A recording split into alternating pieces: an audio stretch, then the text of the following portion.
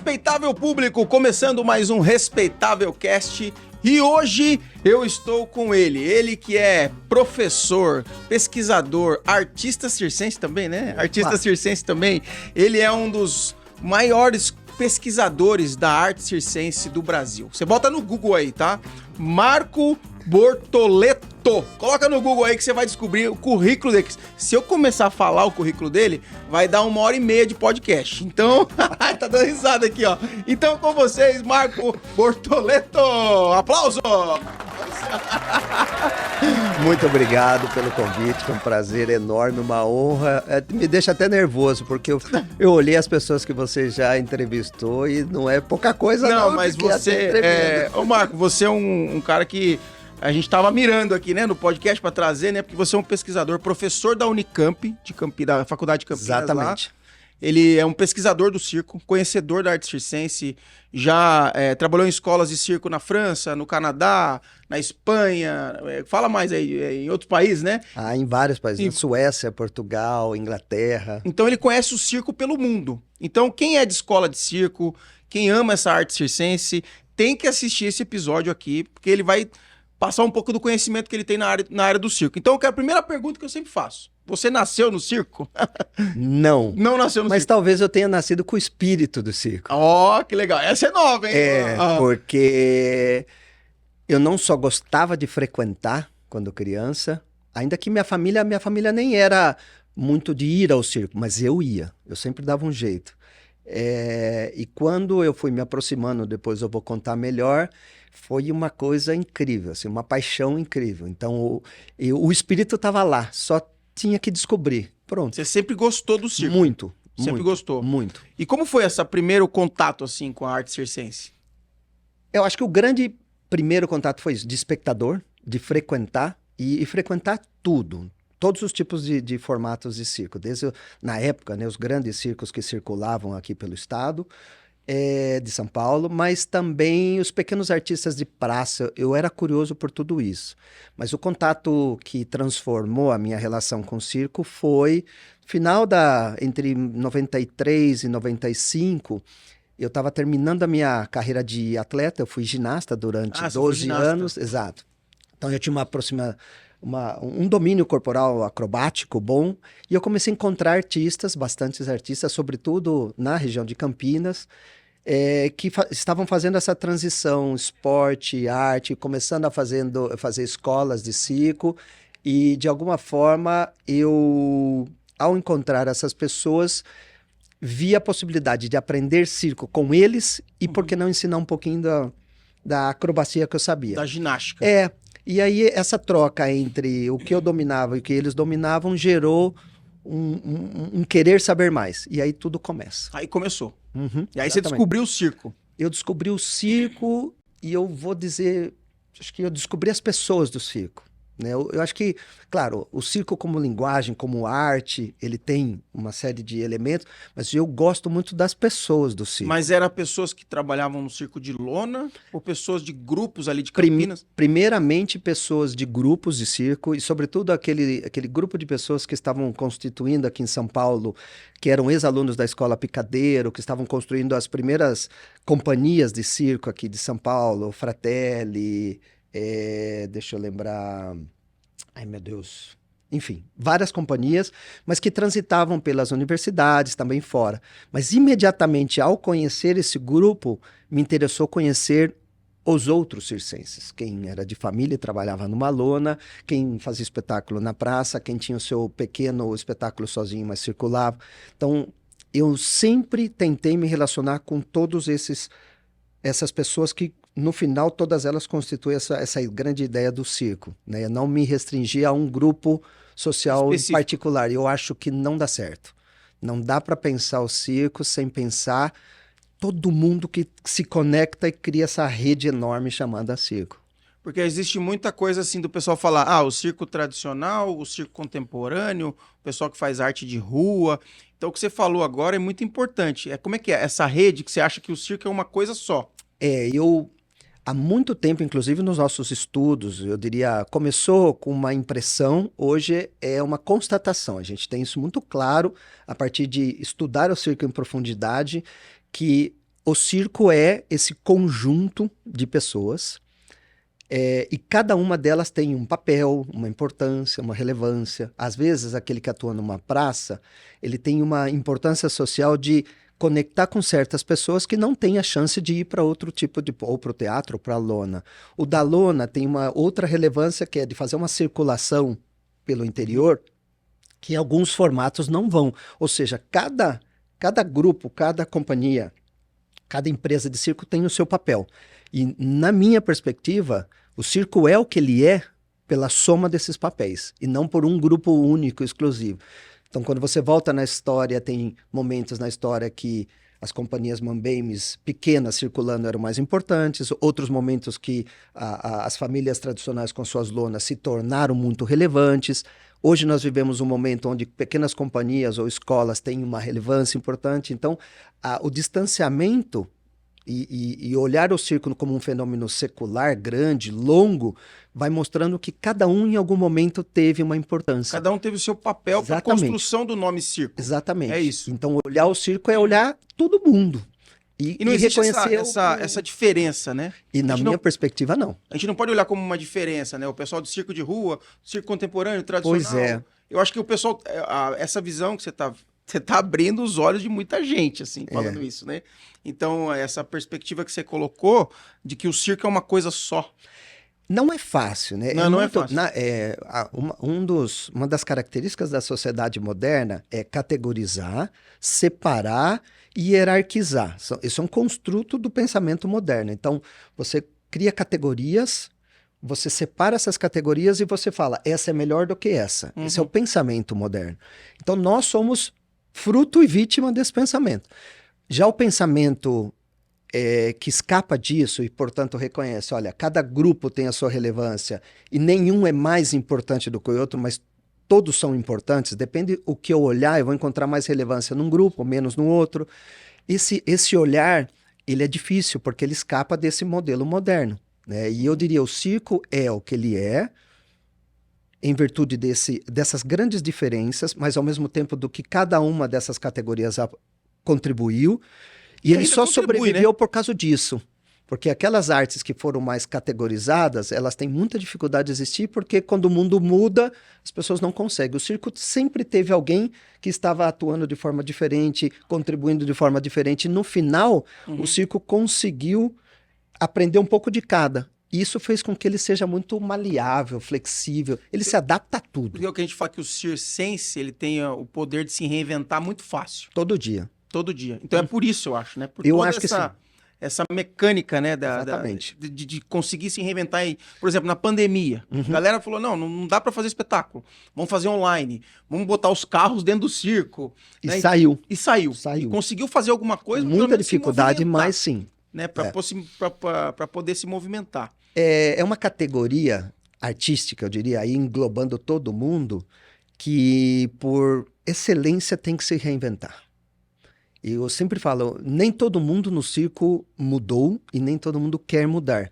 Mas essas pessoas que não mudaram, as empresas que não mudaram, as companhias, elas tiveram muita dificuldade. Aqueles que já se adaptaram aos novos tempos, inclusive a tudo que está disponível naquele momento, eles continuaram de uma forma ou de outra, né? Migraram de um tipo de espetáculo a outro, de uma região a outra, mas eles conseguiram se reinventar. De fato, hoje, né, na minha função de pesquisador, docente universitário, eu uso essa construção de ideias do circo para mostrar para a sociedade que qualquer empresa, em qualquer área, na educação, na tecnologia, ou ela aprende a absorver tudo que a sociedade tem de bom naquele momento para se reinventar, ou ela sucumbe. E a gente vê todo dia empresas que nascem, criam um campo bom e de repente, bum, afunda. Porque ela foi incapaz de ler o contexto. E o circo é perfeito em leitura de contexto, né? Se eu estou no interior, eu trabalho de um jeito. Se eu estou na capital, eu trabalho de outro. Se eu tenho uma escola que dialoga com famílias, eu tenho um jeito. Se eu tenho um espetáculo corporativo, eu tenho outro jeito. Outro jeito, Mas nenhum deles é melhor. Você sabe que a gente recebeu aqui o palhaço lá do Nordeste, o Fuxiquinho. Sim. E ele é muito conhecido lá. E o jeito de tocar circo lá no Nordeste é diferente daqui de São Paulo. Absolutamente diferente. Nem funcionaria. Não, ele falou, eu quero vir um dia trabalhar num circo para colocar minhas piadas ou meus números de minhas reprises para poder ver como é que eu funciono. Exato. Existe, eu diria, não só a diferença estética, né? A maneira com que o público observa, vê e valoriza o trabalho. Cada região do Brasil tem uma linguagem diferente, tem uma cultura local, né? Cultura diferente, inclusive valores diferentes, né? Em algumas regiões tem certas coisas que são bem vistas, em outras a mesma coisa é mal vista. Então a linguagem, sobretudo de palhaços, comunicadores, se ele usar a mesma linguagem dele de lá aqui, ele pode ter problemas. Sim, ele pode ser cancelado, exatamente, que nem imediatamente. Hoje, né? Mas o contrário é verdadeiro, né? Sim, se um de nós sairmos do Sudeste e formos para lá, eles vão olhar e não vão nem rir. Não tem graça. A gente estava conversando sobre isso, né? Sobre os números, né, de palhaço, né? Que às vezes não funciona de uma região para outra. Perfeito.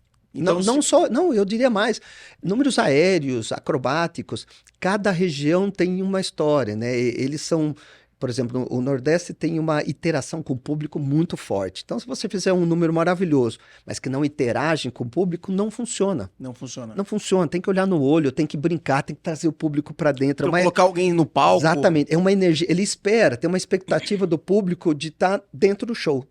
E se você criar uma certa distância, mas... isso não é circo. Não é circo, exato. Então, o circo é tudo isso. Eu acho que essa para mim, é a grande valência, né? Você tem um Fuxiquinha, você tem um Biribinha, você tem, sei lá, nomes incríveis combinando com outros... Tubinho, né? Tubinho. Que faz um circo-teatro incrível. Consegue pôr casa cheia numa terça-feira. E num modelo que, para muitas pessoas, parou no século passado. Mas não, ele funciona hoje e funciona bem. Você acha que esse é o poder do circo? Né? A gente usa, o termo que a gente usa nos estudos, não só pedagógicos, históricos, é da coexistência. Ou seja, existem múltiplas formas de circo ao mesmo tempo. E uma não elimina a outra. Eu vou dar um exemplo até meio bizarro, mas tem áreas que, quando surge uma coisa, ela elimina a outra. Então, na área da tecnologia, surge um celular novo. Por exemplo, o iPod lá atrás foi eliminado. Exatamente. Surge uma tecnologia nova, a anterior, ela passa a ser descaracterizada. Nem usa mais. Nas artes, isso é muito raro, e no circo nunca aconteceu. Ah, é? Não há nenhum modelo de circo que desapareceu. Nenhum. Inclusive aquele modelo antigo, numa pequena família que circula trocando praticamente o seu espetáculo pela sua existência, comida, alojamento, existe ainda no Brasil e em muitos outros lugares. Agora eu vou te provocar. Fique à vontade. A existência dos animais, por exemplo, não, ainda existe em alguns países. Sim. Né? Não é descartada também. Em alguns países não só existe, como é protegido, como parte do legado histórico. Por exemplo, assim, França. Na França. Na França você tem espetáculos de cavalos que são protegidos e tem que ter. Tem que ter. Peru tem escola de circo que tem a disciplina de cavalo, acrobacia em cavalo, parte da formação do artista. Porque lá atrás, o Philip Ashley lá, né, que surgiu o picadeiro através dos números de cavalo, não foi? Exato. Era um período histórico onde a montaria, sobretudo a cavalaria, era parte da aristocracia, né? O pensamento dominante se associava aos militares e a quem dominava a arte equestre. Que até hoje, quem tem poder sobre a arte equestre são grandes famílias, grandes empresários e que têm recurso. Sim, porque não é barato manter, não é né? caro. Manter um... Não, é caro e extremamente delicado, é um processo de cuidado. Você tem um animal que custa mais que um veículo e que tem muito um cuidado. Mais, às vezes, né? Então, ninguém que trabalha nessa área brinca com isso. É sério. Não é uma brincadeira, é sério.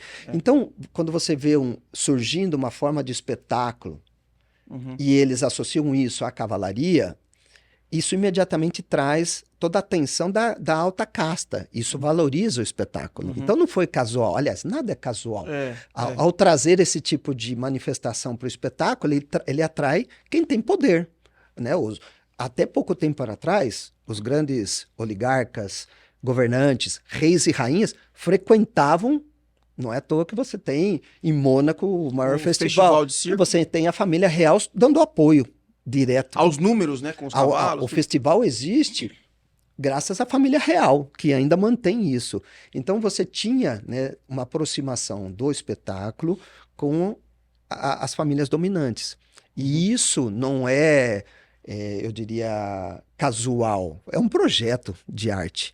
Né? Então funciona muito bem. E eu diria que os animais que essa transição, né, entre o espetáculo com animais para o espetáculo sem animais, ela vem sendo feita de uma forma descuidada.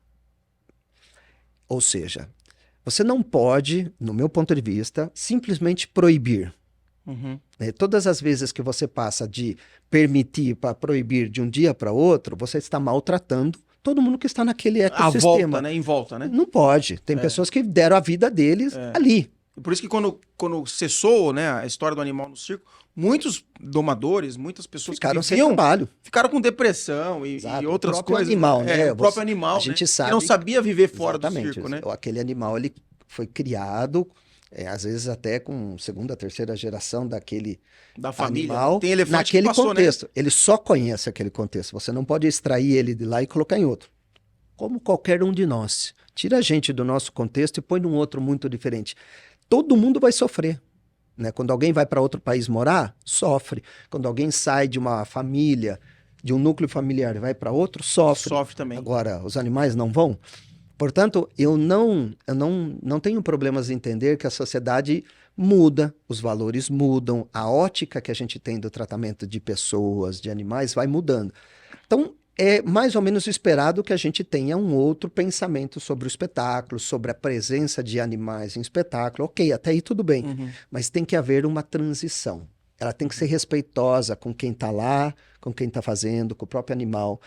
Mudar de um dia para a noite é drástico, radical e eu diria violento.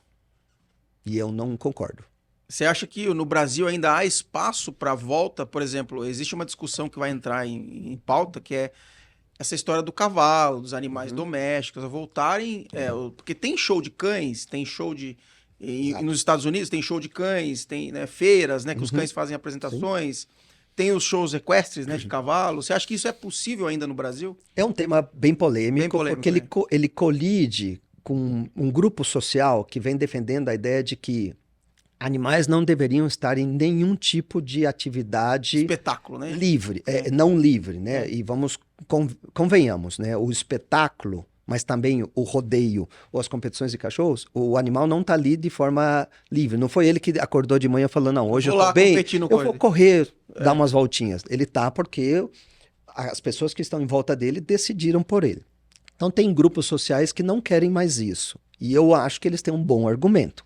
No entanto, esses animais, sobretudo esses animais que hoje a gente considera como domésticos, eles nos acompanham como humanidade há dezenas de milhares de anos.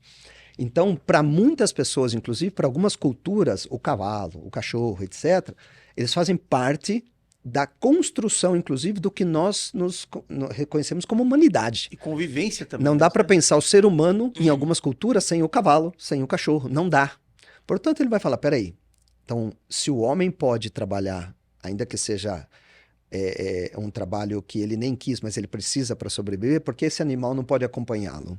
Então, existem contradições. Eu diria que sim, é possível que mais adiante a gente tenha a legalização, e aí, assim, é o que eu defendo, uma normatização. Eu acho que qualquer setor artístico e do trabalho precisa ser normatizado, precisa ter, de alguma forma, um acompanhamento das leis que regem a nossa vida no mundo de hoje. E não proibir. Acho que a proibição é a pior das leis. É a proibição, né? Porque ela gera o submundo, ela gera a ilegalidade. Então, se você normatizar, qual é o cuidado que se espera para as pessoas, para os animais, e aí as coisas vão fluir. Então, eu acompanhei muitos espetáculos com animais recentemente, muitos deles, a maioria deles, eu diria, com cavalos. O cuidado que esses cavalos têm é melhor do que grande parte dos seres humanos que a gente tem. Em circo. Em circo. Em circo. É um cuidado incrível. Esse animal é tratado como um ente familiar. Portanto, considerando todos os animais que são maltratados, eu diria, olha, cuidado, vocês estão misturando uma coisa com outra. Então, é legal normatizar, esse animal tem que ser bem cuidado.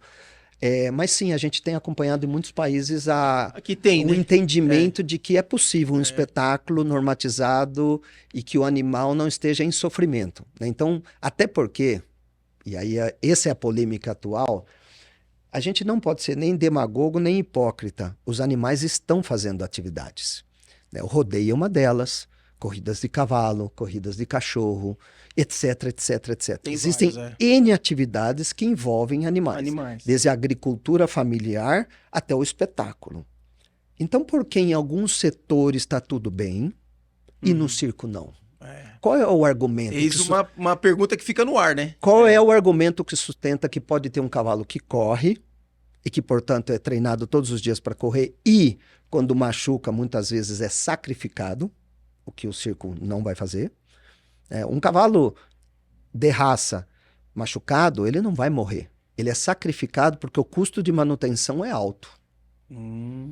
Mas um cavalo você pode colocar um pino e ele vai ficar manco, né? Mas ele vai ser um animal que pode viver muito tempo. Por que eu sacrifico? Porque eu estou pensando em substituí-lo por outro. Quanto custa aquela baia? Exatamente. Quanto custa a alimentação? Quanto custa o veterinário? Por um mais jovem, né? no lugar dele.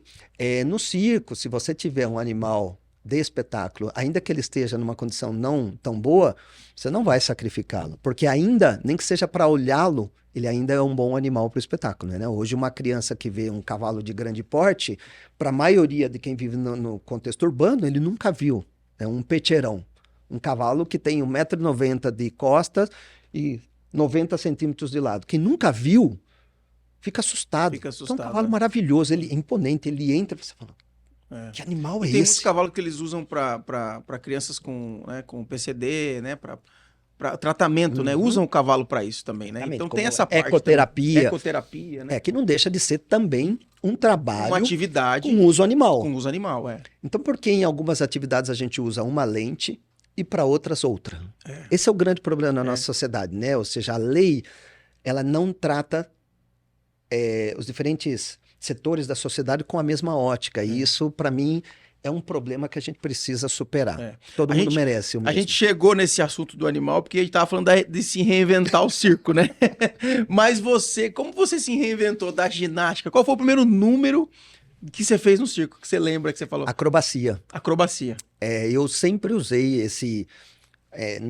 na teoria, a gente usa o termo capital corporal. Existem alguns pensadores da sociedade, sociólogos, que falam dos capitais. Eu tenho o capital econômico, que é o dinheiro que eu tenho, o capital social, que é aquela rede de contatos que eu criei. Existe o que a gente vai chamando mais recentemente de um capital corporal. Aquilo que você tem de aprendizagem do corpo que te permite fazer coisas, né? Tem gente que é bom apresentando, falando. Essa pessoa pode trabalhar em milhões de coisas usando esse poder dela. E eu tinha eu sabia fazer coisas, saltos mortais, etc. Acrobacia. Eu acabei fazendo um pouco de báscula, de dandes, acrobacia de solo. Eu fui usando o que eu sabia e os primeiros não, eu trabalhei muitos anos com números acrobáticos. O grande problema disso é que o corpo, em algum momento, ele fala, obrigado, já deu. Hoje você trabalha muito com essa coisa, né, da segurança do artista, né? Trabalho. Do corpo, né, do artista se preparar, né?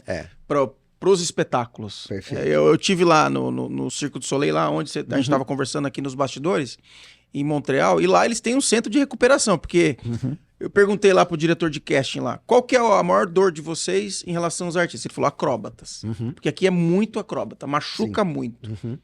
Por que o circo ele exige tanto assim da pessoa? Porque até um ginasta não aguenta, às vezes, a atividade do circo. Eu gosto de pensar que a preparação corporal, o trabalho corporal, ele é intenso para toda e qualquer atividade onde o corpo ele é o objeto principal do trabalho. Então, no esporte, o esporte depende de um corpo. Então, não existe esporte de bom e alto rendimento sem uma dedicação exclusiva, sem um corpo que é devoto do trabalho. Então, não há esporte de alto rendimento sem desgaste, sem problemas posteriores de corpo.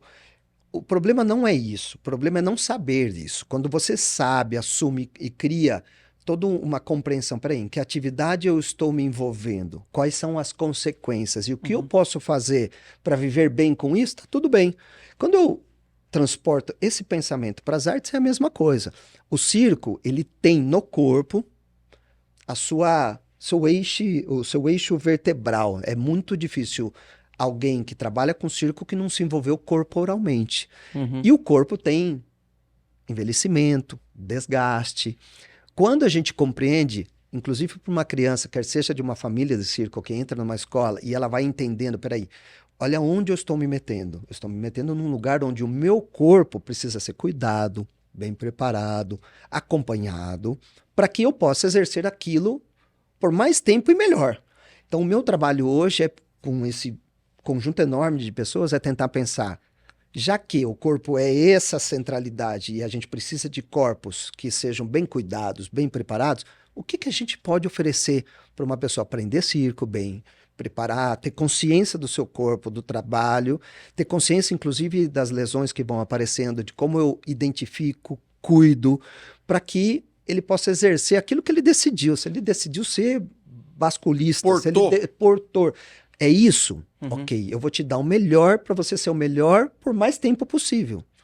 E pronto. Porque às vezes, que nem você falou, né? O corpo vai reclamando, conforme o tempo vai reclamando. Claro. Então, um portor, por exemplo, quanto tempo ele aguenta? A chegar aos 40 anos, o cara aguenta ainda? Talvez ele transite para uma outra, vai fazer um outro número, o que é normal, né? Sempre existiu na história do circo. Você começa ou por uma doença, uma lesão, ou às vezes até porque descobriu um outro talento que ele tinha, ele transita para outra modalidade e está tudo bem.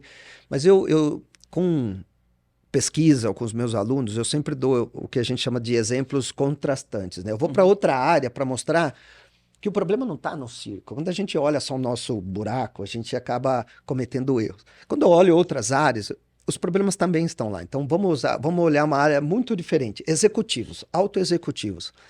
Se você falar para mim um autoexecutivo que não tem problema de saúde, eu vou desconfiar. Todos eles têm pressão alta, diabetes, estresse, não dorme, insônia, porque a atividade dele exige do corpo dele 100%, 12, 14 horas por dia. São pessoas que dormem pensando no trabalho. Peraí, então eu não tenho que cuidar? Então hoje os executivos fazem academia às 5 da manhã, tem uma nutricionista, tem um cuidado, vai ao médico fazer baterias de teste, porque ele sabe que se o corpo dele falhar, acabou. Peraí, se eu entendo que um executivo que aparentemente é uma pessoa de trabalho intelectual precisa de cuidado, imagine alguém que tem um trabalho corporal. Então, a gente precisa olhar o artista de circo, independente se ele é um acrobata ou um malabarista, com o mesmo cuidado que eu dou para qualquer outra pessoa da sociedade. É isso que a gente faz. E aquela pessoa que, por exemplo, a gente tem muitas pessoas que assistem aqui que é do circo mesmo, de lona. Sim.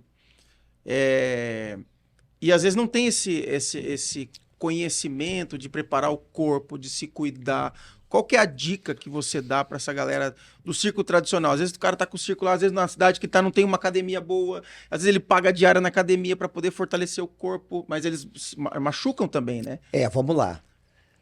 Acho que a primeira questão que eu preciso colocar é que grande parte dessa população dos circos tradicionais, das famílias, eles mais nos ensinaram do que a gente a eles. Então, que fique claro. Ensinaram em todos os aspectos, né? Quando eu falo assim, eu aprendi algo com alguém, significa necessariamente que eu aprendi só as coisas boas, né? Porque eu também aprendo como não fazer coisas, ou o que não fazer. Alguém que é atento, observador, ele aprende de tudo, o bom e o ruim.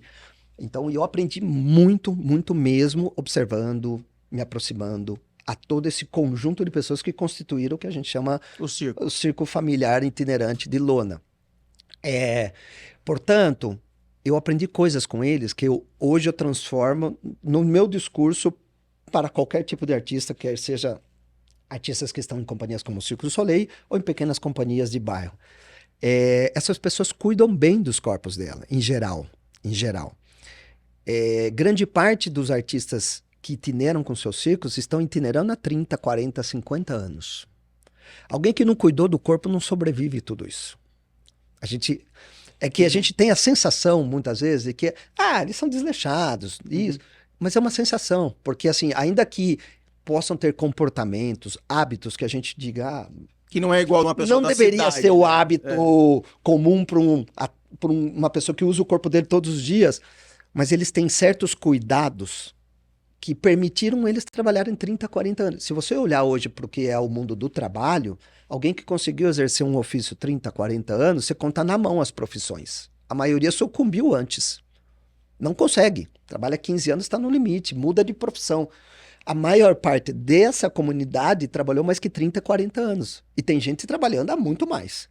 Aí eu olho para eles e falo, pera lá. Como que conseguiu? Como que eu vou criticar alguém que está fazendo algo há 30, 40 anos, pode ter dor, pode reclamar, mas está fazendo. Então, eu acho que, assim, em primeiro lugar é isso, olhar aquilo que eles nos ensinaram. E, evidentemente, nós, me refiro à sociedade outra, tem coisas para ensinar para eles. Né? Formas novas, metodologias novas de cuidado do corpo, inclusive tecnologias que ajudam eles a monitorar o corpo, né? Fazer um exame de vez em quando para saber, poxa, será que essa dorzinha é uma dorzinha ou é uma lesão que pode se agravar?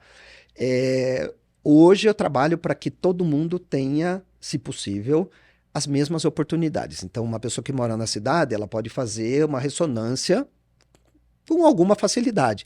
Um artista itinerante deveria ter o mesmo direito, porque se ele fizer, ele evita um problema, né? Ele está com uma bursite, uma inflamação na cápsula articular. Se ele fizer um exame hoje, com um pouco de tratamento, a lesão some. Mas se ele não fizer o exame hoje, daqui 2 anos ele não consegue mais fazer. Então, como que a gente pode aprender de um grupo, mas também levar para esse grupo todas as facilidades que a gente conseguiu criar ao longo de 200 anos. Eu acho que métodos de treinamento melhoraram muito, muito. Né? Não só no esporte, no circo, mas eu diria na sociedade como um todo. Os métodos melhoraram. Hoje a gente é capaz de formar acrobatas com menos tempo, com um número menor de lesões e com um nível técnico melhor. A gente capaz. Né? Através das novas tecnologias.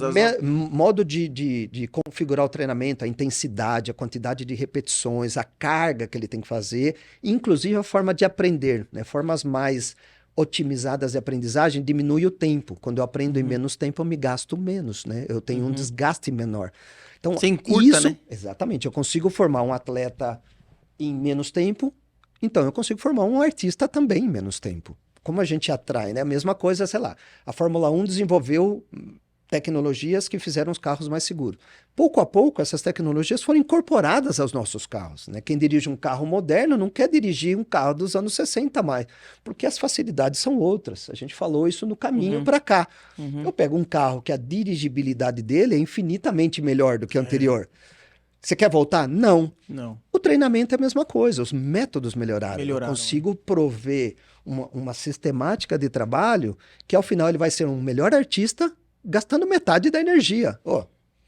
Essa é a troca que eu acho que a gente pode oferecer para todos, não só para o artista itinerante de família. E aí, para terminar, você comentou, né? Muitos deles acabam perdendo aquele cuidado com o corpo ao longo do tempo. Isso é verdade. Mas não é só com eles, é com qualquer um. Vocês moram numa grande cidade. As pessoas da grande cidade perderam o cuidado do seu corpo já há muito tempo. Comem mal, descansam mal, não se cuidam. Na correria. Artificialmente vão numa academia, mas isso é uma maquiagem, né? Mas quando você olha ela, o dia a dia, a rotina, ela não se cuida. Então eu diria que o cuidado com o corpo, que para um artista é crucial, hoje ele é crucial para a sociedade inteira. Então isso a gente aprende mais com os artistas. A ciência hoje olha para o atleta, para o artista e fala, peraí, esses modelos podem ajudar para a sociedade. Né? Por isso que funciona. Executivos fazendo treinamento artístico. Porque a gente tem muito para dizer para eles. Tem né? muito, É a arte hoje devolvendo o seu conhecimento para a sociedade. Aquela criança, por exemplo, tem criança no circo que já nasce molinha. Não tem criança que nasce... Hiperflexível. A Regiane, minha irmã, também nasceu já molinha. Ela pronta. Essa aí vai ser contorcionista. E aquela pessoa que... Mas isso é um dom, ou a pessoa nasce com esse desenvolvimento, e aquela pessoa assim, eu consigo ser do circo, que nunca entrou no circo, nunca... Né, ela consegue? Consegue. Acho que são duas questões, mas elas convergem. A primeira, existem valências, características genéticas que se manifestam no corpo, então a hiperflexibilidade é uma característica, tem que nascer com ela. Então, a hipermobilidade articular, a hipermobilidade de tendões, ligamentos, é genética. E tem gente que nasce com isso muito exacerbado, que aí chama-se hiperflexia. A hiperflexia é uma característica que pode ajudar a ser uma excelente contorcionista ou contorcionista, mas pode se transformar numa patologia de um dia para o outro. Patologia é quando você já não controla. Tem gente que mexe o ombro, ele desloca. Tem gente que desloca a mandíbula, etc. Quando isso é patológico, ou você cuida fortalecendo, porque não tem como mudar a genética, você tem que fortalecer a estrutura muscular que é a que mantém. Você vive bem. Então, por exemplo, muitos contorcionistas e contorcionistas, depois de um tempo de trabalho, ou ele faz uma preparação muscular boa, ou ele começa a ter problemas graves. Mulheres, sobretudo, quando elas querem ser mães, elas já são hiperflexíveis. Na gestação, elas passam a ser mais flexíveis. A soma disso pode ser problemática. Elas podem ter, vou dar um exemplo básico, problemas de incontinência.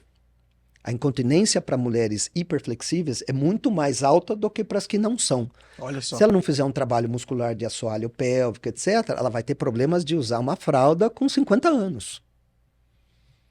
Parece pouco, mas não é. Vê, Pergunta né, para uma pessoa que usa fralda se não incomoda. Muito. Muda a vida.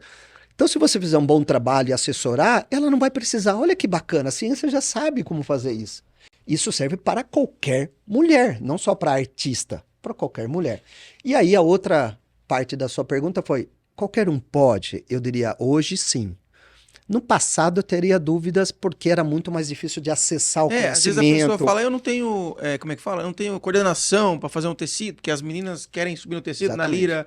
Né? Mas ela pode ser muitas coisas, né, do circo. Né? Não, sim, mas eles vê, né, o número do tecido, eles querem subir, querem fazer. Eu não tenho muita coordenação, não tenho força no corpo e tal, né? Então. Eu acho que tem, desde aquelas pessoas que têm muita dificuldade, e ao experimentar, né, essa é a grande transição do século XX. O circo para se ver, nós nascemos com esse circo. O circo era para ser observado. Então, 99% da população olhava o circo e uma fração pequenininha fazia o espetáculo. Uhum. A transição do século XX mostra um outro mundo. Hoje, nós temos milhares, dezenas de milhares de pessoas fazendo circo. Numa academia, num clube, num projeto social, num show, num hotel. Portanto, quando eu somo essa população, eles estão fazendo circo. Não com a perspectiva de ser artista, mas estão vivendo. E claro que ao fazer isso, alguém desperta e fala, mas eu gostei disso. Por que não? Uhum. É aí onde a gente começa a oferecer as escolas de circo e falar, olha, essa pessoa talvez. Mas a gente não pode confundir. Nem todo mundo que tem vontade, desejo, vai se tornar um grande artista. Assim como nem todo mundo que tem vontade vai se tornar um grande médico, um grande matemático. É uma pequena parte. O problema é, quando alguém tem vontade e eu nem sequer dou a oportunidade. E o circo é, volto a insistir, uma terra de oportunidades, porque ele tem tantas possibilidades. Muitas, né? Do barreira ao trapezista, você tem centenas de possibilidades, passando por aquelas que são mais extrovertidas do palhaço, aquelas que são muito introvertidas, como um malabarista, que ele só conversa com ele e tá tudo certo. Daqui até aqui, cabe todo mundo. O Sim. Tímido no circo cabe. Tem gente que é tímido e faz um número incrível. Mas se você conversar com ele, você fala, nossa, ele é uma ostra. Mas tá bom. Aquele que é piadista também cabe. Então, por isso que a gente tem feito, por exemplo, essa ponte circo-educação. Quando eu vou na escola, tem todo mundo. Tem a criança extrovertida, introvertido, o habilidoso, o torpe, tá tudo junto. O circo tem um espacinho para cada um. Tem o que vai fazer o malabares, tem o que vai fazer um equilíbrio, tem o que vai fazer acrobacia, tem o que vai apresentar o show. Todo mundo encontra o seu lugar. Olha que coisa incrível. Incrível. É incrível. Funciona. Funciona. Isso. Muito legal, muito legal. Eu queria assim, por exemplo, uma dica para quem... tem várias questões, né, que a gente pode trabalhar, né? Eu acho assim, como a gente está falando da educação, né, do circo, né, como educação... Sim. Uma dica que o pessoal de escola de circo, você vê muita escola de circo no Brasil hoje, tem a Escola Nacional que você já participou Sim. lá como professor, né? E hoje está na Unicamp. Uma dica para a galera de escola de circo, porque você vê muita escola de circo, tem muito projeto social que forma artista. Então na verdade, assim, seria uma pergunta para quem tem escola de circo, qual a dica que você dá, olhando as escolas de circo que você já viajou no mundo todo, para que essa escola forme pessoas, ou também como uma forma de entretenimento para a própria pessoa, que nem você falou, a pessoa só quer lá fazer circo. Ela não quer divertir. Ser artista. Isso. Como ele conduz essa escola de uma maneira que ele vá entregar um negócio com excelência, mostrar o circo da maneira como ele deve ser mesmo? Existe um fato social. Isso não depende do Marco, não depende do Juliano, é um fato constatado. Nós nunca tivemos tantos espaços para fazer circo na história como hoje. Não existe no passado, outra situação. Então hoje, assim, no Brasil, eu acho assim, tem muita escola de circo, né? Mais de 400. Mais de Segundo 400. o último mapeamento que nós fizemos em 2 teses de doutorado. Então hoje no Brasil tem mais de 400 escolas. Isso contando com um projeto social? Não. Se você somar mais de 100 projetos sociais, mais de um monte de professores ensinando na sua escolinha, no seu lugar, que a gente nem tem como mapear. Nós estamos falando de milhares. Porque às vezes tem uma pessoa que monta uma escolinha de circo num bairro. O que dá aula na escola que ele trabalha tem circo. Mas eu não sei, não dá como mapear. O Brasil tem 5.500 municípios com quase 70 mil escolas. Como que eu vou saber onde está tudo? No fundo, quando a gente olha todos esses desdobramentos, se eu falar para você quanta gente ensinando circo, eu vou falar, não faço a menor ideia, mas são muitos. Muitos. Se são muitos, obrigatoriamente nos cobra, e aí como pesquisador, como docente, formar pessoas para formar essas pessoas, porque eles estão lá, eles vão trabalhar lá independente da nossa vontade, lembra disso? Se a gente quiser ou não quiser. Se eu não formar ninguém, vai ter gente, é como artista, se a gente não formar o artista, eles vão aparecer, porque tem uma demanda. Então, não é melhor a gente formar escolas que formem bons artistas, escolas que formem bons professores, e aí a gente, de alguma forma, busca melhorar todo esse ecossistema, esse conjunto de possibilidades. Mais de 400 escolas de circo. Isso não é projeto social. Não. É só escola particular. É. Caramba. E projeto social tem mais de 100. A região de Campinas tem 19 escolas numa micro-região, sem contar os projetos pequenininhos. Só naquela pequena região. Bom, enfim, se existe essa conjuntura, a minha... Se é que eu posso dar dica, né? Quem sou eu para dar dica para Imagina! Mas assim, fazer as coisas com seriedade. Se você é um artista, o seu figurino tem que estar impecável. O seu corpo tem que estar bem preparado. O seu número tem que estar ensaiado. Né? Se tem algo que faz mal para a arte, é um artista desleixado. Que não monta bem, não desmonta bem, não cuida do público, não cuida de si mesmo. Quando a companhia, o circo, ele se cuida, ele passa uma imagem incrível. Às vezes o espetáculo nem é tão maravilhoso, mas você vê que tem cuidado. Então a ética de trabalho está ali. Uma escola tem que ter o mesmo. Isso significa ter um espaço limpo, cuidado. É o básico. E não precisa ser chique, não precisa ser elegante, ele tem que ser cuidado. Professores que respeitam os alunos, que tratam bem a sua comunidade. A escola tem que interagir com a sua comunidade, porque essa é a comunidade que vai manter essa escola existindo. Então eu tenho que ter um respeito pela comunidade, ao mesmo tempo ter espaço para a comunidade estar ali. Eu tenho que ter um planejamento. Não existe educação, formação sem planejamento. A gente não planeja um espetáculo. O que a gente vai levar? Que horas que eu tenho que estar lá para montar? Quem serão os artistas? Quais são os figurinos? Quanto vai demorar o espetáculo? Quem vai apresentar? Tem toda uma logística. Na educação também. Eu planejo uma aula, eu dou essa aula, eu avalio a aula, aí no final do semestre a gente encontra todo mundo e revê o projeto. Então, se isso acontecer, eu tenho certeza que a educação e a educação artística circense vai melhorar. O problema é que ainda a gente tem um grupo de pessoas, quer seja atuando como artistas, mas também como educadores do circo. Eles dão aula, né? De forma desleixada. E não é que não são competentes. O que seria uma forma desleixada? Assim? Isso. Eu não preparo a minha aula, eu não me apresento de forma decente para minha aula. Eu vou dar um exemplo muito drástico. Eu sei que talvez algumas pessoas fiquem chateadas. Mas tem gente que bebe e vai dar aula. Bebe álcool. Tem gente que bebe e vai fazer um espetáculo. Não é mentira isso, é um fato. E não é no Brasil. Não é no Brasil? Não. É no mundo inteiro, em grandes circos e em pequenos circos. Tem pequenos circos que a pessoa bebe e vai para o espetáculo. E tem em grandes circos que ele bebe e vai para o espetáculo. Não é um show de rock, né? Que você bebe no camarim e vai para o show. Às vezes você é responsável por você, mas pelo monte de gente, né? Um portor com um milésimo de segundo de atraso, ele não pegou quem ele tinha que pegar. E a vida da pessoa que está na mão dele. Exatamente. Ou um artista um pouco descontrolado, ele pode fazer uma piada, uma brincadeira com o público que passa de ser divertido a ser ofensivo. Aí você perdeu a moral. E quando perde, é caro. O professor é a mesma coisa. Imagina um professor que vem desleixado, que não está prestando atenção, não olha para o aluno, ele cai. Hoje em dia está com o celular na mão dando aula? Exatamente. Esse é um detalhe. Imagina, é um detalhe, mas faz toda a diferença. Faz.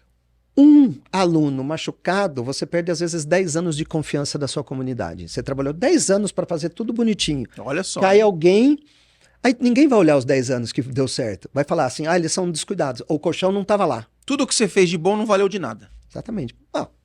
O circo vive isso há séculos. Um acidente, às vezes, deteriora a imagem de 100 anos de um circo. Ninguém vai olhar e falar, peraí, eles fizeram milhares de espetáculos, nunca aconteceu nada.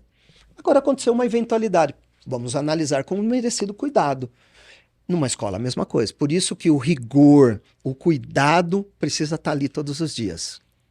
Nas escolas de circo, tanto na escola, como você falou dos dois, né? Do espetáculo, cuidado com o espetáculo, com o artista, né? Agora sobre um tema que é importante, que a gente vê agora com a internet, né? Com essa história de Instagram, internet, você vê acidentes em circo, né? Acidente, o cara caiu do trapézio, o cara caiu da... Então, assim, o que a gente pode fazer? A dica, né? Que você também trabalha com essa coisa da segurança do artista.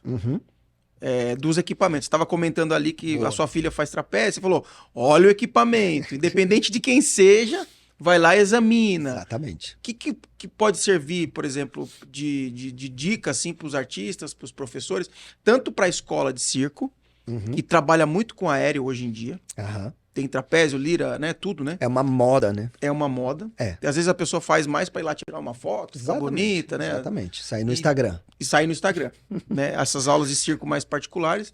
E tem que ter esse cuidado com a segurança. Vamos lá. Primeiro lugar... Nos dois, né? No circo de lona. Em todos, né? Todos. Todo, é aquilo né? que eu falei, serve para todo mundo. Para todo mundo. É só ele saber processar e falar, não, no meu contexto é melhor assim, mas a ideia serve para todo mundo. Em primeiro lugar, eu já disse, durante muitos anos a gente estudou os acidentes e as lesões numa perspectiva que a gente chama de sociologia do risco. É uma área da sociologia que estuda o risco e as consequências do risco.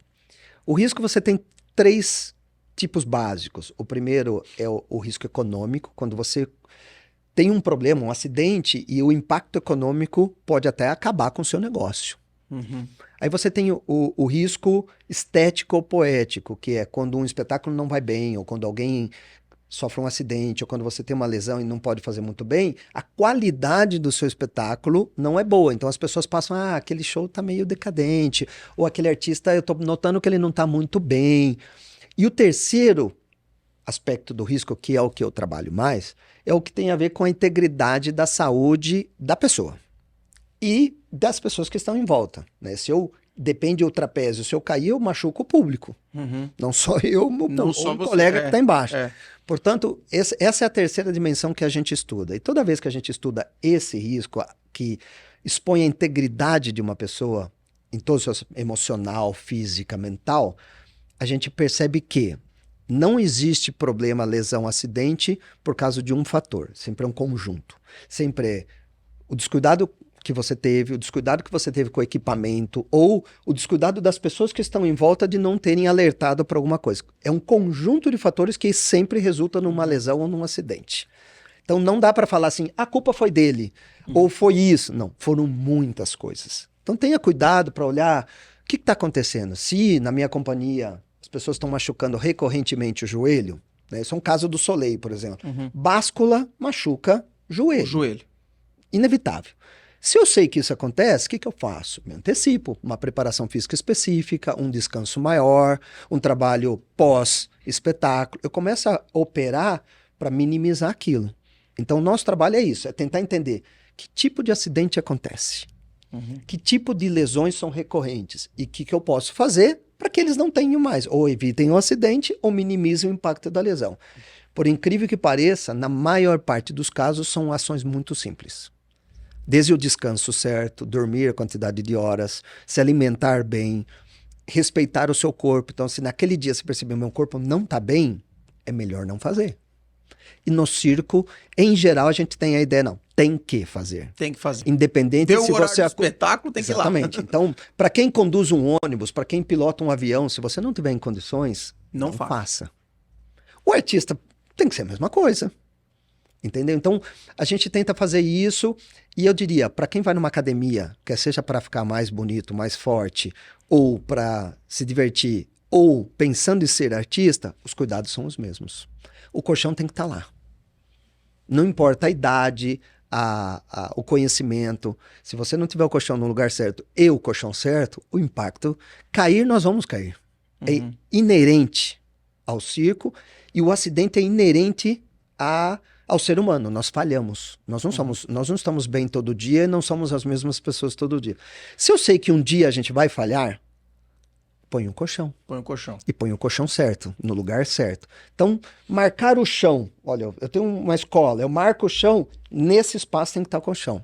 Você vai falar, Marco, mas por que marcar o chão? Porque às vezes a pessoa que pôs o colchão olhou o trapézio, pôs ele 50 centímetros para o lado. O cara bate a cabeça. 50 centímetros é o suficiente para eu cair com a mão para fora, quebrar os ossos da mão, que são só operáveis, né? Eles não se juntam. Ossos da mão, da face, eles não se colam.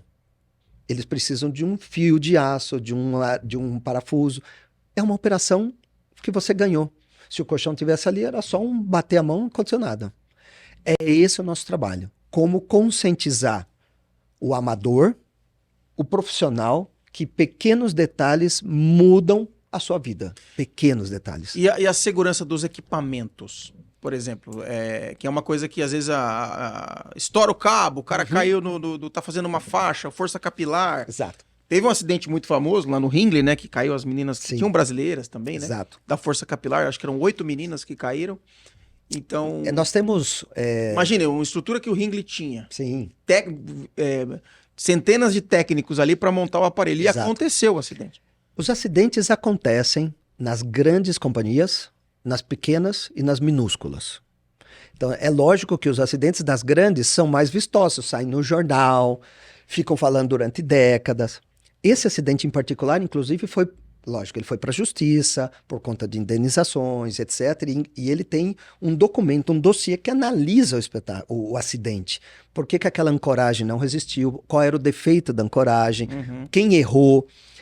Hoje, o que a gente defende nessa área da segurança, e eu diria, hoje nós já temos profissionais super qualificados no Brasil, é que, em geral, a gente trabalha sempre hiperestimando. Então, se eu preciso de um sistema de ancoragem para 400 quilos, tem gente trabalhando com 2.000, 2.500. Sobrando muito. Muito.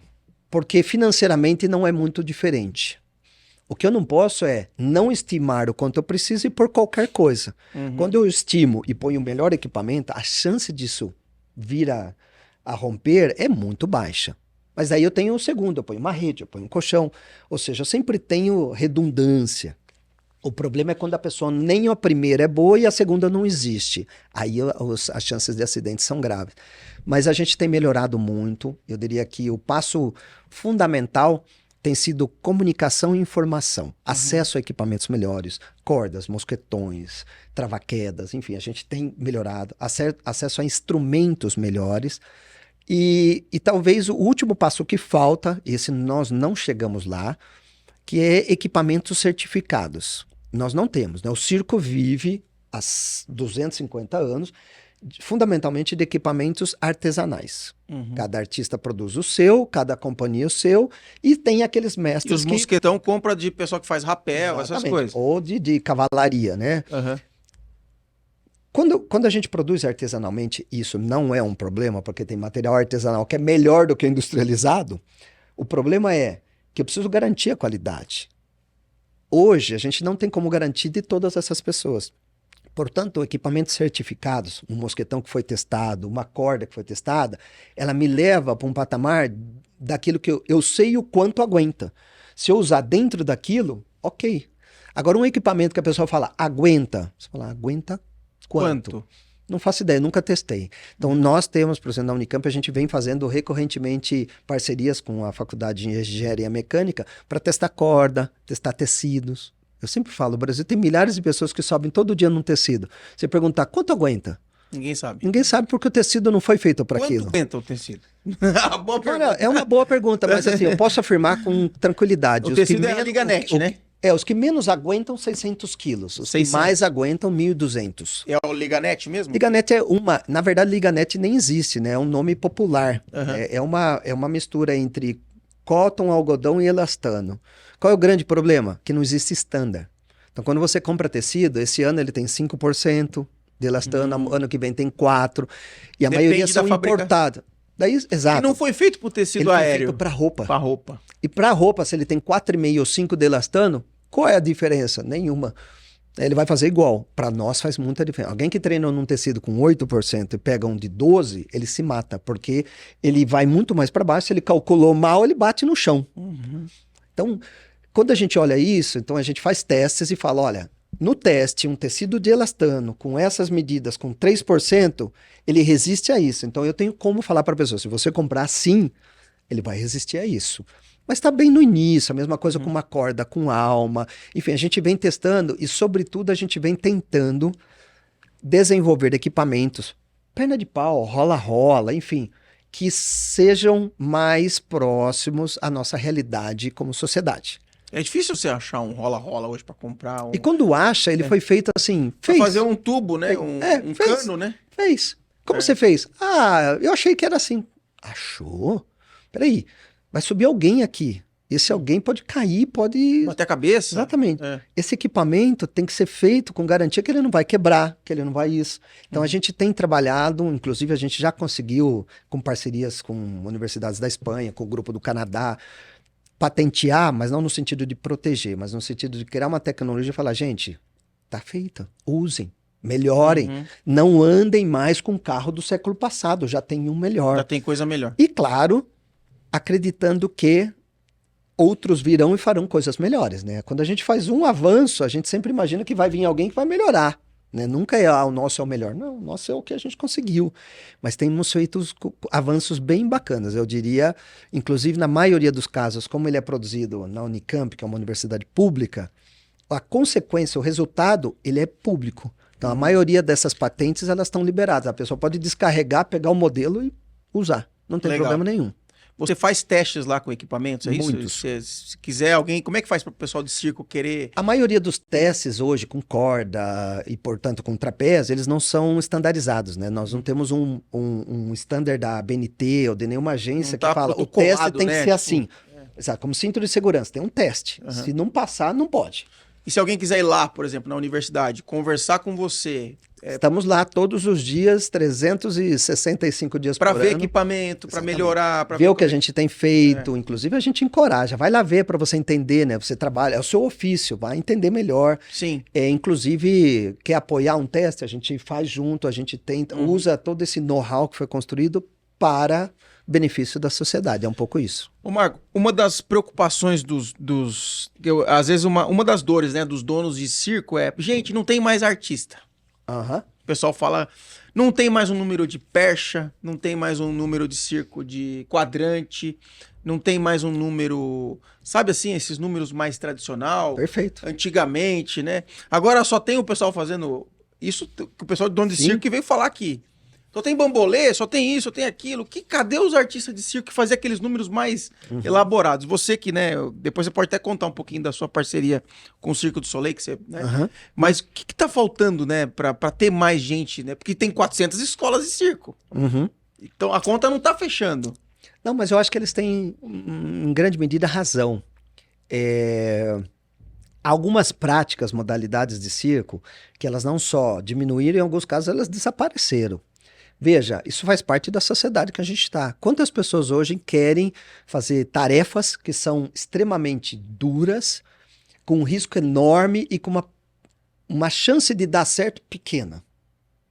Quem quer ser de uma trupe de trapézio de voos com 15 pessoas e que você vai passar 2 vezes, mas nem vai ser o mais lembrado porque você tem um primo mais famoso? Que o cara faz a tripla e você faz só o salto mortal. Quem quer ser o coadjuvante? Nós vivemos uma sociedade que todo mundo quer ser protagonista. Olha só o que ele tá falando. O que significa? Todo mundo quer ir rápido e para aquelas coisas que dão resultado imediato. Então todo mundo vai fazer a lira, o trapézio fixo, tecido. E eu sempre falo para quem tem uma escola, quem forma artista, lembra que o artista que vai se dar bem é aquele que faz algo diferente da maioria. Portanto, as escolas têm o desafio de criar mestres, formadores que ensinem outras coisas. E que as escolas não se tornem uma fábrica de carro, o que é uma coisa diferente. Mas a escola artística, ela tem que formar artistas criadores, inovadores. A fábrica de carro, ela reproduz e tem que formar carros todos iguais. Essa é a diferença, né? A linha de produção, que é o modelo fordista, as peças entram todas iguais e sai o mesmo carro. E quanto mais parecido for no final, melhor. A escola artística de música, de teatro, de circo, é o contrário. Entram pessoas diferentes e o que tem que sair é algo extremamente diferente. Mais diferente ainda. Cada um com a sua identidade. E o grande problema hoje é que é muito difícil fazer isso, porque exige bons professores, mestres, exige material e equipamento que poucas escolas têm. A Escola Nacional é uma das poucas que tem estrutura para formar um pertista, por exemplo, ou um trapézio de voos. Você não tem estrutura para isso. O problema é juntar a escola que tem estrutura, que tem profissionais e as pessoas que queiram dedicar 7, 8 É meio que anos. jogar uma Mega Sena, praticamente. Por isso que diminuiu. Então não é estranho ver a diminuição. É a mesma coisa. Quantos jovens hoje querem fazer tarefas que exigem 10 anos para se preparar? Ele quer fazer um ano de curso e está ganhando mais do que eu amanhã. Mas ele não quer trabalhar 25 anos, que é o que eu fiz, aprendendo ciência, produzindo ciência para produzir um pouquinho. O que a gente faz é bem pouquinho. Mas foram necessários 25 anos de trabalho. Eles querem amanhã saber o que eu sei. Não dá, né? Não dá.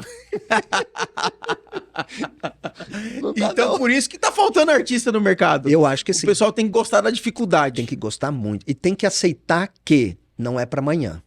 Não é pra amanhã. Não é pra Hoje amanhã. a gente tá muito na era do Se fazer uma imediatismo, báscula à né? terceira altura, você tem que passar anos trabalhando e aceitar que a terceira altura vai chegar daqui 5 anos. É só isso. Não é amanhã que vai conseguir. Não, e se chegar amanhã é porque você pulou fase, você vai se machucar. Só aguenta.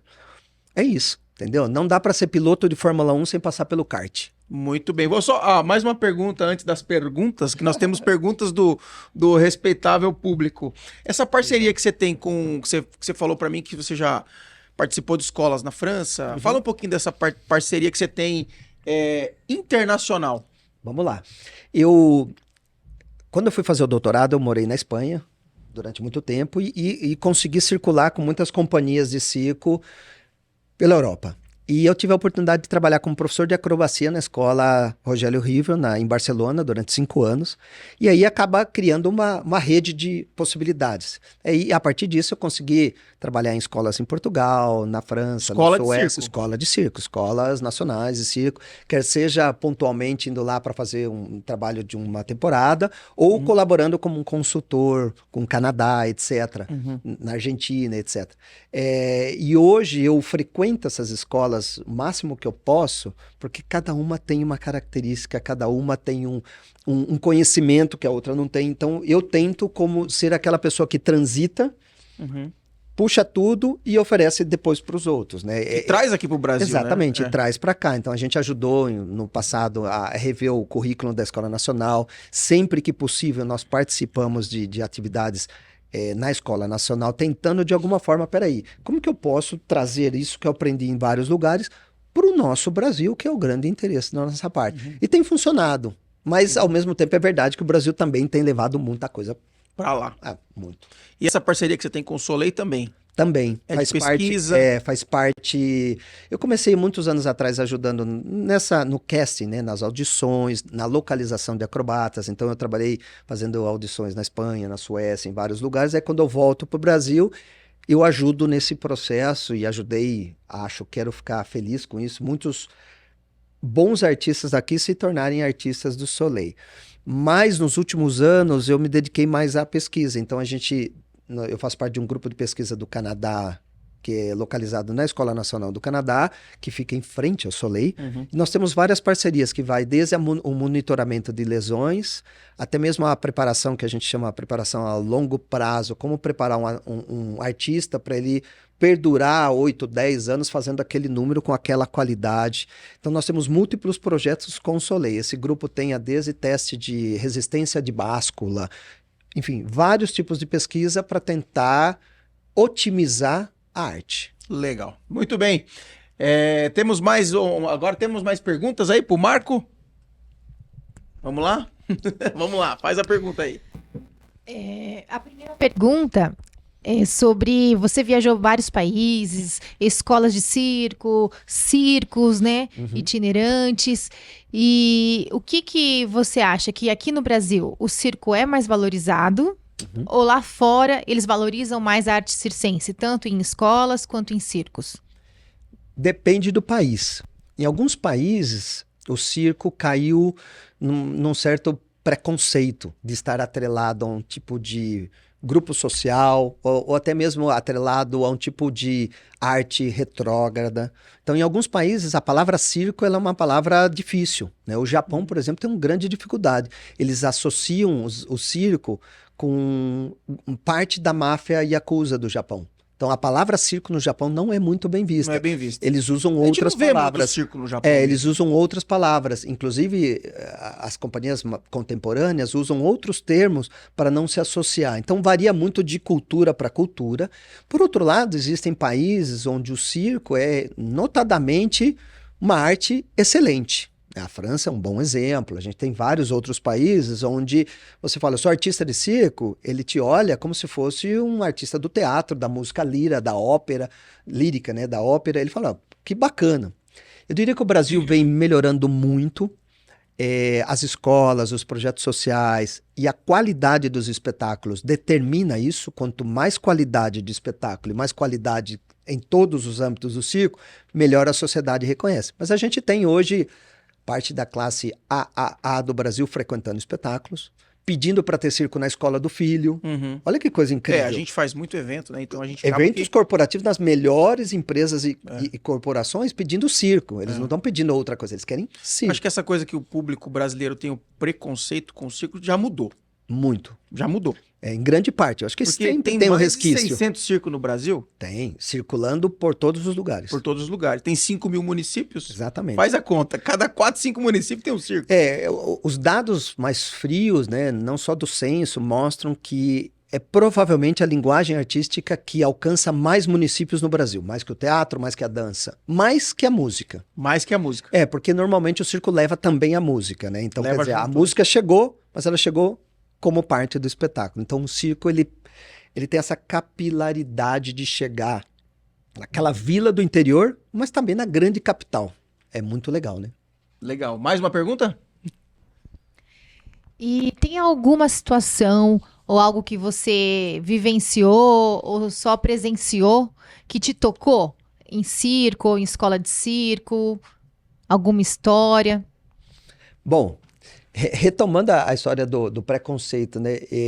Ao mesmo tempo que a gente vê uma mudança do comportamento social em relação ao circo, a gente não pode mentir. Acho que faz parte da nossa coragem também dizer que tem preconceitos. Tem. Quando eu começo a estudar circo na universidade, era motivo de chacota. O pessoal olhava de lado. Não, eu falava, é ridículo, eles estão brincando, né? Mas foi necessário tempo, trabalho e seriedade. Depois de 2 décadas fazendo bem, hoje ninguém duvida. Então, se você falar na Unicamp, tem um grupo de circo que estuda, pesquisa e faz um trabalho, todo mundo vai falar sim. É uma equipe de quantas pessoas lá? 28 hoje. Professores? Professores são 2 docentes, e a maioria fazem mestrado, doutorado, pesquisadores que vêm de gente da psicologia, da engenharia, de tudo quanto é área, das artes cênicas, etc.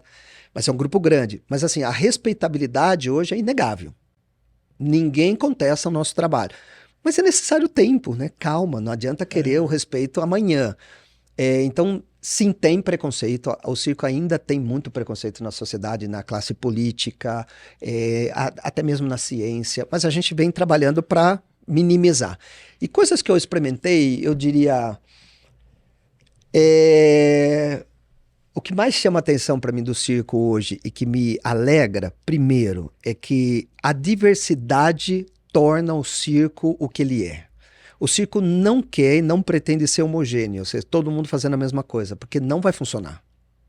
Então, quanto mais diferente, melhor. Eclético mesmo, né? E numa sociedade que a gente está padecendo hoje pela monotonia, tudo muito igual, a música é muito igual, a roupa é muito igual, o comportamento TikTok, Instagram é muito igual. O oposto disso é a diversidade. Então a gente está com todo esse debate da diversidade. O circo enfrentou a diversidade a vida inteira. A vida até hoje, né? A vida inteira. Nunca foi um problema. Ao contrário, a diversidade foi o modus operandi. Que legal. Vamos aprender disso. Então, no circo você tem o muito habilidoso e o pouco habilidoso. O mais gordinho e o mais magrinho. No mesmo espetáculo, trabalhando juntos. Sempre foi. Mulheres no circo encabeçaram grande parte dos empreendimentos do circo. Então, não é uma novidade no circo falar as mulheres precisam estar à frente. Elas estiveram e estão. Em algumas famílias, quem manda são as mulheres. Em algumas companhias, quem é a gestora são mulheres. Portanto, não é um modelo a ser pensado. Então, eu aprendo muito mais do circo do que hoje eu ensino. E para terminar, eu sei que eu falo muito. Não, câmera, pode falar. Eu não só não falo, eu vou fazer muito, mais, como eu não olho para a câmera. Eu tenho esse problema. Já gente, tomei bronca. Uma entrevista fantástica. Olha, se eu puder, ele tem horário. Eu tenho que agradecer ele, que ele veio de Campinas para gravar com a gente. Pegou o maior trânsito. Mas eu vou fazer... Última coisa, daí você faz a pergunta. Eu quero destacar o trabalho do circo social. Porque como educador, hoje eu tenho aprendido mais do ponto de vista da educação transformadora nesses projetos. Projetos sociais. Os projetos sociais que estão construindo cidadania consciente, transformadora, eles têm um papel incrível. Então, quando eu ensino meus alunos na universidade teorias críticas e como transformar a sociedade, eu falo, vai olhar o que esses caras estão fazendo lá naquele bairro, aí você vai aprender como as coisas funcionam. Então, o circo social hoje nos ensina como pensar uma sociedade do amanhã. Esse é um exemplo de algo que eu aprendi no circo e que eu acho que ele ajuda, inclusive, no pensamento pedagógico, científico. Antes de fazer uma pergunta mais profunda aí, eu queria perguntar o que seria o futuro do circo para você? Pensando em 2050. Não faço a menor ideia. Mas tem gente já fazendo espetáculo de circo com inteligência artificial. Nós temos projetos lá no grupo de pesquisa, malabares, que eles vão mudando cor e formato à medida que ele vai sendo manipulado. E ele vai percebendo o trejeito do malabarista e vai ajustando malabares, cor do malabares. Então a gente tem, por exemplo, o Arocir, que tem sensores, que depende da movimentação e a música, ele vai criando sonoridade, ele vai conectando o movimento do Arocir, da roda Cir, com a música ao mesmo tempo. Inteligência artificial. Isso eu estou falando o suprassumo. Tem gente já conectando o fundo, as cortinas, com inteligência artificial, que à medida que o espetáculo está acontecendo, depende da energia, da intensidade, o fundo vai modificando. E aí quem está na frente vai tendo uma expectativa diferente do show. Então estou falando do top. Mas ao mesmo tempo eu continuo vendo um malabarista que sai com implementos que tem 200 anos de história, ele faz algo muito simples, mas que é extremamente legal. Encanta a pessoa. Para mim essa é a alta tecnologia, para roubar uma expressão da Lu Lopes, da Palhaça Rubra, que a gente tem várias cooperações, alta tecnologia humana. O cara que chega na frente do outro, faz uma coisa e todo mundo fala, fica de boca aberta. Caramba, e agora? É isso. Então dá para combinar high-tech, inteligência artificial, com um Bruno Edson da vida. Cara que 80 e poucos anos entra lá, ele faz, você sai chocado, né? Você fala, esse é um ser humano high-tech. High-tech. Pô, o cara é sensacional. Sensacional. Muito bem, respeitável público. Marco, é o seguinte, que depois que você conheceu o circo, lá atrás, quando você era ginasta, o que o circo te ensinou como ser humano, que te transformou? O espírito de comunidade. Para falar um dos 50 mil coisas que eu poderia falar.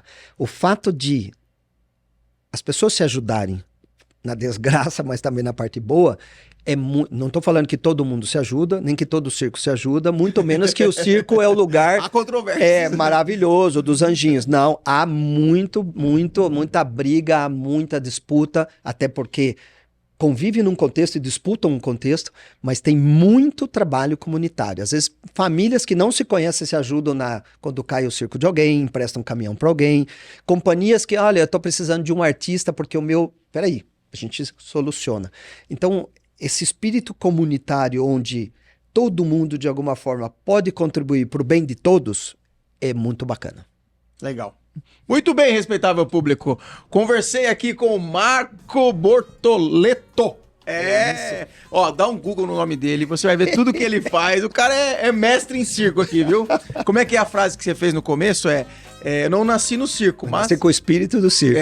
Nasceu com o espírito do circo. Parabéns, Marco. Muito obrigado, viu, pela oportunidade. Participação aqui. Muito importante esse episódio para o pessoal conhecer. Vou deixar o Instagram dele aqui. Opa! Manda lá um direct. Vamos encher o direct dele lá de perguntas lá sobre pode um dia visitar a Unicamp, a universidade é pública para todo mundo e o nosso trabalho tem que ser por benefício público. Então, fechou. Segue aí o Respeitável Cast, compartilha, comenta, se inscreve no canal. Agradecer aqui a Terra Cine Filmes. Muito obrigado e até uma próxima vez, se Deus quiser. Valeu! Valeu! Valeu!